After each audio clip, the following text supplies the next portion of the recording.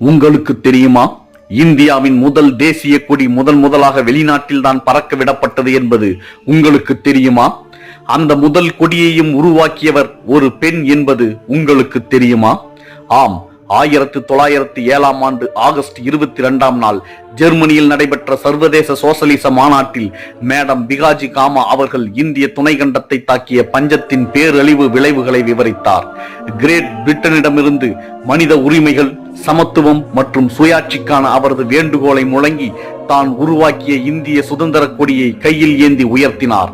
பச்சை, மஞ்சள், சிவப்பு என்ற 3 வண்ணங்களை கொண்டு அந்த கொடி உருவாக்கப்பட்டிருந்தது. மும்பையில் பிறந்து வளர்ந்த பிகாஜி காமா இந்திய விடுதலை போராட்டத்திற்கு உதவியாக ஜெர்மனி, பிரான்ஸ் போன்ற நாடுகளுக்கு சென்று ஆதரவு திரட்டியவர். சுதந்திர போராட்டம் மட்டுமின்றி பெண்ணுரிமைக்கான போராளியாகவும் விளங்கினார். தேசத்தை கட்டி எழுப்புவதில் இந்திய பெண்களின் பங்கை அவர் அடிக்கடி வலியுறுத்தினார். 1910ஆம் ஆண்டு எகிப்தின் கெய்ரோவில் பேசிய அவர், எகிப்தின் மக்கள் தொகையில் பாதியின் பிரதிநிதிகளை மட்டுமே இங்கே நான் காண்கின்றேன். மற்ற பாதி எங்கே என்று நான் கேட்கலாமா? எகிப்தின் மகன்களே, எகிப்தின் மகள்கள் எங்கே? உங்கள் தாய்மார்கள் மற்றும் சகோதரிகள் எங்கே? உங்கள் மனைவிகள் மற்றும் மகள்கள் எங்கே? தொட்டிலை ஆட்டும் கைதான் குணத்தை வடிவமைக்கும் கை. அந்த மென்மையான கைதான் தேசிய வாழ்க்கையில் முக்கிய காரணி என முழங்கினார்.